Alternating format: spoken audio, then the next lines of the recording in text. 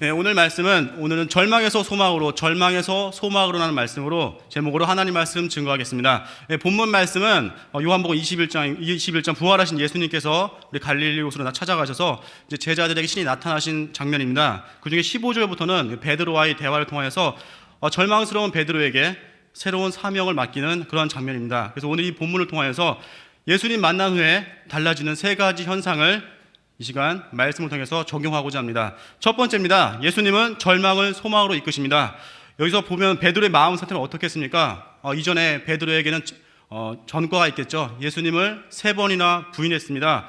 우리 보통 인간관계 맺을 때 어떻습니까? 실수하거나 잘못했을 때, 또 넘어졌을 때, 또 누군가에게 내가 상처 주는 말을 했을 때 다시 그 사람 마주하는 거 쉽지가 않습니다. 마음이 부끄럽고요, 또 낙심도 됩니다. 근데 베드로는 어떻습니까? 예수님과 자기 스승과 사이가 안 좋아진 겁니다. 그냥 다투고 헤어진 게 아니라 배신이었습니다. 부인했습니다. 수제자가 그것도 3번을 부인했습니다. 굉장히 절망입니다. 낙심된 상황입니다. 예수님 만날 용기와 힘조차 없었던 베드로였습니다. 그런 베드로에게 예수님은 친히 찾아오셨습니다. 그리고 어떻게 했습니까? 베드로에게 많은 거 묻지 않으셨습니다. 우리 같으면은 인사청문회라도 해가지고 너 정말 변화 받았냐? 너 성품은 좀 고쳤냐? 너 이제 배신 안 하고 끝까지 갈 수 있냐? 너 그동안 어떻게 지냈는지 다 검증할 수 있지만 그런 검증 없이 오직 사랑을 묻습니다. 내가 이 사람들보다 나를 더 사랑하느냐? 내가 나를 사랑하느냐? 내가 나를 사랑하느냐? 가장 핵심적인 사랑을 묻습니다. 그때 베드로가 대답하였고 양을 먹이라는 아주 위대한 사명을 맡게 되었습니다. 우리 가운데도 굉장히 절망스러운 상황이 있을 때가 참 많습니다. 낙심되고 지쳤을 때가 있습니다. 근데 중요한 거는 바로 그때 내가 이젠 끝이야 하고 낙심될 때 예수님은 꼭 찾아오십니다. 친히 찾아오셔서 우리를 어루만지십니다. 그때 예수님 붙들고 나아가면은 반드시 일어설 수 있고 결코 정죄 없는 예수님께서 우리를 살리실 것입니다. 제 인생 가운데도 3번의 절망이 있었습니다. 근데 신기한 거는 그 3번의 절망이 제 인생의 터닝 포인트가 되었습니다. 첫 번째 절망이 있었습니다. 저는 20대 초반에 예수님 믿었습니다. 늦은 시간에 예수님 거 영접했는데 예수님 모르고 지낼 때의 절망이 있었습니다. 술에 의지하고 사람 의지하고 제 힘줄 의지했습니다. 근데 그런 모든 상황들 다 끊기고 절망 가운데 낙심했을 때 옛날 저에게 복음 증거했던 그 친구의 말이 기억나더라고요. 준호아, 너 아무리 힘들어도 예수님 믿으면 산다. 예수님 믿으면 일어설 수 있어. 너 힘들 때 그거 기억해. 그 말이 기억났습니다. 또 하나가 정말 좋은 제가 존경하는 스승님의 책을 또 접하게 되었는데 그 책을 접하면서 예수님 정말 살아계시구나. 예수님 나 정말 사랑하시는구나. 나 다시 일어설 수 있지. 그때 예수님 영접했습니다. 또 두 번째 절망이 있었습니다. 예수님 믿고 나서부터도 영적 싸움은 점점 커졌습니다. 왜 이렇게 시험도 많았는지 싸움은 연속되었고 여러 가지 영적 싸움 가운데 넘어지고 지칠 때가 많았습니다. 그때 낙심과 좌절하다가 이제 어떻게 할까?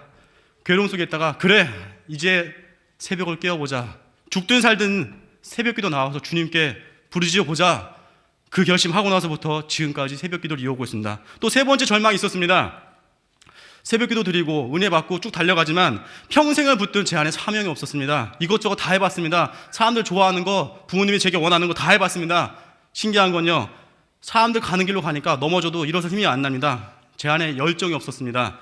그런데 그런 과정 가운데 제가 의지했던 거 다 끊어지고 다시 하나님 앞에 메어 달렸습니다. 주님, 평생 붙들 사명을 주십시오.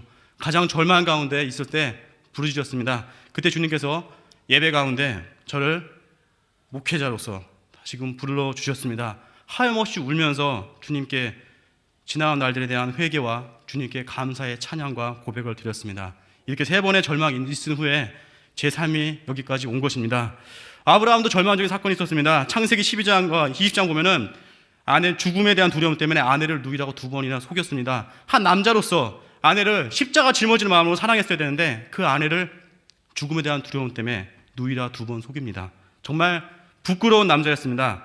아내를 보호하지 못한 것 때문에 얼마나 수치와 절망이 있었을지 한번 묵상해 보았습니다. 하지만 그 아브라함이 22장에 넘어가서 모리아산에 아들 이삭을 바치라는 그 주님의 하나님 명령에 새벽에 일찍 일어나서 자기 아내에게도 묻지 아니하고 즉각적인 순종으로 나아갔다는 것입니다. 그로 인하여서 어떻게 됐습니까? 믿음의 징표를 얻었고 아브라함 그 두려움 때문에 비겁한 행동했던 아브라함이 믿음의 조상이라는 위대한 하나님의 사람이 된 것입니다.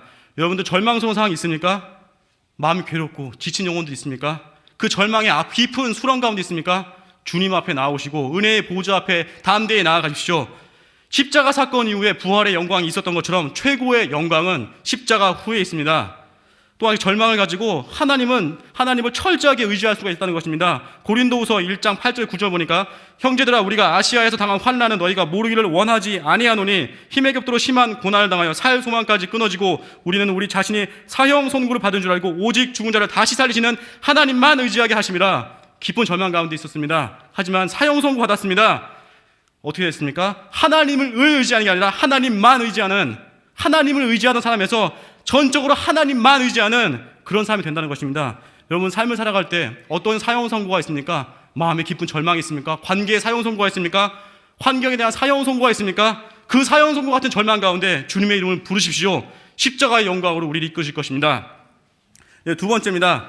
예수님께서는 베드로를 만나서 베드로의 안에 있는 진정성을 회복시키십니다. 예수님 3번 질문하셨습니다. 내가 이 사람들보다 나를 더 사랑하느냐? 내가 나를 사랑하느냐? 내가 나를 사랑하느냐? 인생 살면서 저도 여러 질문 받아봤지만 제게 반복된 질문을 들었던 적이 있었습니다. 특별히 제가 신학교 간다고 했을 때 저희 영적 스승님이셨던 분이 저에게 묻습니다. 너 진짜로 갈 거냐? 네 가겠습니다. 너 진짜 갈 거냐? 네 갑니다. 너 진짜 갈 거지? 정말 갑니다. 어떤 일에서도 가겠습니다. 그 말 하고 나서부터 저를 정말 믿어주셨습니다. 그러면서 제 마음 가운데 더 큰 진정성이 생겼고 마음에 흔들림 없는 확신이 생겼습니다. 요한복음 5장 보니까 베데스다 연못에 38년 된 병자가 있습니다. 그때 예수님께서 묻습니다. 내가 낫고자 하느냐? 내가 낫고자 하느냐? 그 마음에 원함을 물었습니다. 여러분 우리 인격의 무게는 또 입술의 무게는 바로 진정성에서 나옵니다. 대부분 우리들 어떤 태도가 있습니까? 저의 모습을 바라보니까 제가 내뱉은 말대로 때로 이루어지는 모습 보면서 때로 당황할 때가 있습니다. 죽도록 충성하고 싶다고 막 이렇게 말을 하고 기도도 했는데 정말 일이 진짜 죽도록 일이 맡겨질 때가 있습니다. 근데 정말로 괴로웠고 아니 왜 이렇게 일이 많이 주어지는지 하나님 나 이거 시험 드는 거 아닌지 숨고 싶었습니다. 정말 일이 몰려들었습니다. 그럼 이게 웬일인지 하고 넘어질 때 많았는데 또 축복송 불렀습니다. 당신은 하나님의 언약 안에 축복송 부르면서 솔직히 이렇게 마음에 와닿는 사람도 아니었는데 축복해줬습니다. 근데 해주고 나서 그 라이벌이 진짜 잘 되니까 마음에 갑자기 시기 질투가 싹 트고요. 이거 축복송 부르고 이거 다시 반납할 수 없나? 마음에 그런 마음이 들었던 것입니다. 또 누군가를 위로해줬습니다. 실컷 위로해줘가지고 그 사람 눈물 닦아줬는데 위로해준 사람이 머지않아서 기도가 다 됐다고 저보다 더 멋있게 변했을 때 위로해준 사람이 왜 이렇게 잘 되지 하고 또 제 마음 가운데 또 하나의 시기가 싹 트는 것을 보았습니다. 인간은 이렇게 연약합니다. 이렇게 인간이 연약합니다. 정말 말했는데 그대로 될 때 당황할 때가 참 많습니다. 왜 그런 거죠? 마음에 진정성이 약했다는 것입니다. 그래서 이 진정성, 내 가슴에서부터 진짜 다른 사람 즐거운 자들과 함께 즐거워할 수 있는 거 쉽지 않습니다.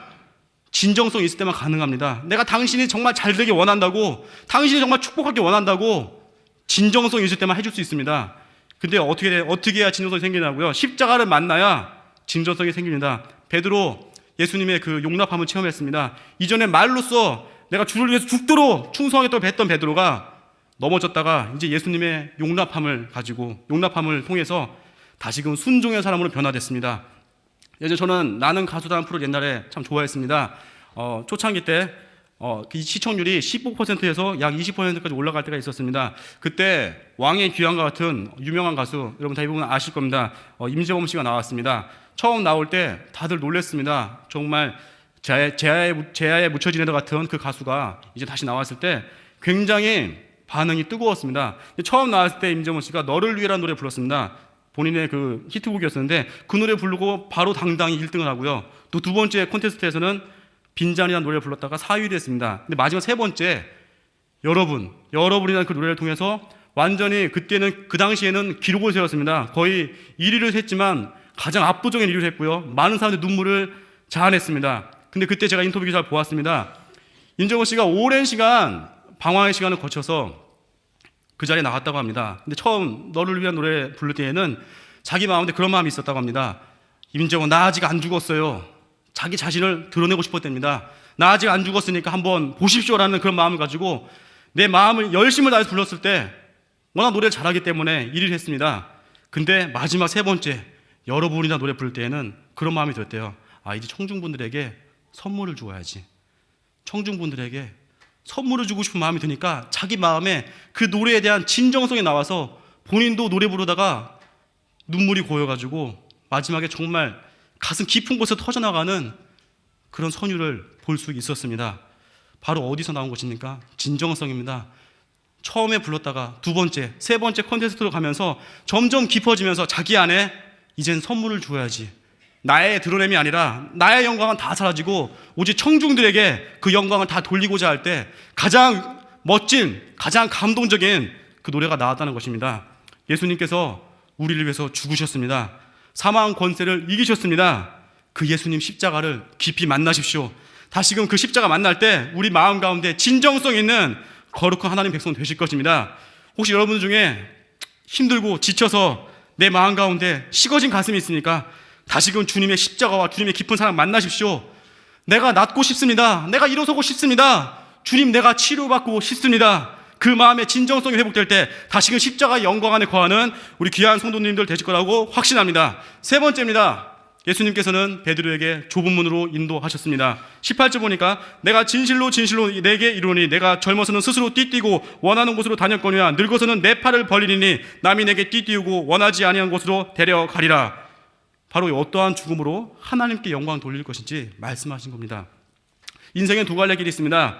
좁은 문의 길과 넓은 문의 길이 있습니다. 근데 오늘 본문 말씀 보니까 베드로 어땠죠? 젊어서는 스스로 띠뛰고 원하는 곳으로 갔다고 합니다. 바로 우리의 모습입니다. 우리 어떻습니까? 되게 사람들은 다 자기 본능에 갑니다. 편안한 길 가고 싶고요, 주목받는 길 가고 싶고요, 또 섬김받고 싶어 하고요.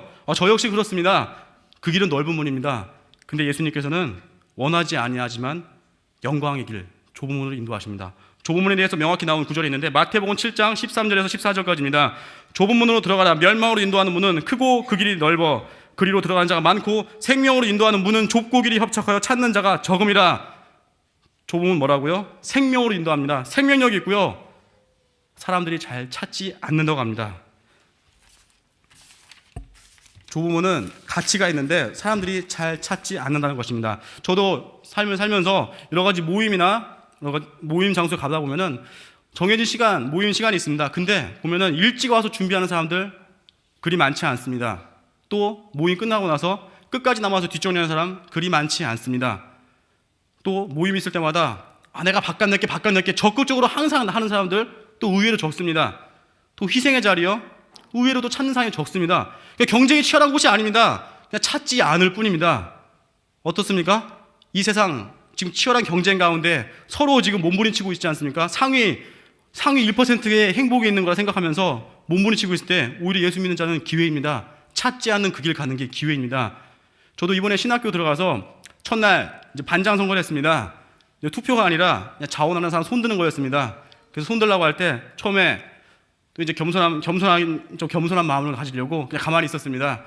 근데 겸손함이 핑계였는데 아무도 손을 안 들고 있었습니다. 서로 야 네가 해 그러고 반장하면 뭐 해줄 거냐 물어보고 막 여러 가지 웅성웅성 그렇게 웅성웅성대면서 1분이 흘렀습니다. 그래서 마음 가운데 주님 이건 아니지 않습니까? 제가 한번 손 들었습니다. 그때 너 나오고 그래 네가 해 이러다가 결국 반장이 됐습니다. 아무도 손들지 않아서 결국 저 혼자 손들어서 반장 됐습니다. 그렇게 두 달을 보냈습니다. 근데 신기한 건 저는 반장이 무슨 죽을 고생해서 사람들이 안 하는 줄 알았습니다. 근데 해보니까 반장으로서 누릴 수 있는 여러 가지 좋은 축복은 다 누렸습니다. 그 헬라어 히브리어 끝나고 났을 때 헬라어 성경책을 또 선물을 받게 되었고, 또 반장을 하면 섬기면서 관계의 축복이 있었고, 또 섬기는 과정 속에서 제 안에 넘쳐나는 기쁨이 있었습니다. 그리고 제 마음 가운데 정말 이제 신학교 왔구나, 그 넘치는 주인의식과 또 제 마음과 사명에 대한 그 열정이 다시금 살아났습니다. 찾지 않았습니다. 그냥 손 한번 들었을 뿐입니다. 우리 선교사가 어떤가요? 잘 찾지 않는 곳을 향해 지금 나아가고 있습니다. 힌두 문화권 향해 나아가고 있는데 어떻습니까? 그곳에 생명이 있고요, 그 선교사가 감당하신 분들의 얼굴을 보면은 얼굴에 넘쳐나는 기쁨이 있습니다. 찾지 않는 그 길이었습니다. 그냥 가겠다 마음 먹으면 갈 수 있는 그 길이었습니다. 우리 교회 예배를 봐도 그렇지 않습니까? 주일 예배 인원 굉장히 많습니다. 넘쳐나는 인원들로 예배 은혜가 넘치고 있습니다. 하지만 주일 예배 인원에 비해서 새벽 예배 인원 적습니다. 또 새벽 예배 인원에 대비했을 때 토요기도회 좀 적습니다. 또 토요기도회 인원에 대비했을 때 전도모임 참석하는 수 좀 더 적습니다. 점점 숫자가 줄어든 모습 바라보게 됩니다. 어떻습니까? 주일 예배 드리고 나서 또 새벽기도 드리고 토요기도에 드리고 또 전도 모임까지 계속 좁은 문을 향해 나아갈 때마다 우리 마음 가운데는 생명이 임합니다. 그런데 찾는 이가 적을 뿐입니다. 여러분 인생 살 때 어떻게 삶을 디자인해야겠습니까? 지금 혹시라도 주일 중심으로 신앙생활하고 계신 분 계십니까? 이제는 날마다 새벽 예배 자리에 나와서 새벽에 주시는 그날 하나님이 주시는 그날의 기쁨과 그날의 은혜를 마음껏 누리십시오. 또 주일 예배에 이어서 새벽기도 나오시는 분들이 있습니까? 토요기도에 이 자리까지 오셔서 이 안에 꿈틀거리는 기도의 능력을 체험하십시오. 또 토요기도까지 오시는 분 계십니까? 전도 모임의 현장까지 나가서 그 속에서 직접 예수님의 이름을 담대히 증거할 수 있는 그 영광과 그 기쁨을 마음껏 누리십시오. 좁은 문은 우리에게 주신 길이고 결코 힘들지 않습니다. 찾지 않는 그 길이기에 우리에게는 가장 영광스러운 길이 될 것입니다. 좁은 문 좁은 길 나의 십자가 지고라는 찬양했습니다. 좁은 문이 우리의 십자가가 되기를 바랍니다. 말씀의 결론을 맺겠습니다. 절망을 소망으로 이끄시는 예수님을 만나십시오. 절망의 자리에 있을 때 예수님 앞에 담대히 나아오십시오. 우리를 친히 찾아오신 예수님을 기꺼이 영접하시죠. 주께서 일으켜 주실 것입니다. 또 인간관계에 어려운 사람이 있습니까? 그 사람의 절망을 한번 끌어안아 보십시오. 그 사람이 내 평생의 나의 동역자가 될 것입니다. 또 예수님께서 우리의 죄를 위해서 절망한 인간을 끌어안으셨습니다. 예수님처럼 우리는 이 시대의 절망을 끌어안고 진정한 이 시대의 대안이 되기를 주님의 이름으로 축원합니다. 두 번째입니다. 진정성을 회복해야 됩니다. 진정으로 원하면 내 마음 가운데 열정이 생기고요. 절대 포기하지 않습니다. 너무 간절히 원하기 때문에 어떤 때 눈물이 납니다. 그 진정성을 가지고 이른 양이 있을 때 적극적으로 찾아 나서십시오. 그리고 머리가 아닌 마음속 깊은 곳에서 터져나오는 주님의 사랑으로 무장하십시오. 그 진정성으로 많은 영혼들을 주님 품으로 인도하실 것입니다. 세 번째, 좁은 문으로 걸어가십시오. 많은 사람 찾는 그 길이 아니라 내게 주신 은혜의 길, 자기 십자가의 길을 걸어가십시오. 가치 있는 길은 찾는 이가 적습니다. 그래서 기회입니다. 그 좁은 문을 걸어가는 자가 많아지는 것을 시대의 부흥이라고 합니다. 오늘 말씀처럼 예수님 만나서 절망이 소망으로 바뀌고 진정성이 회복이 되고 인생의 좁은 문으로 걸어가는 홍대 세계 성도분들 되기를 주님의 이름으로 진심으로 축원합니다.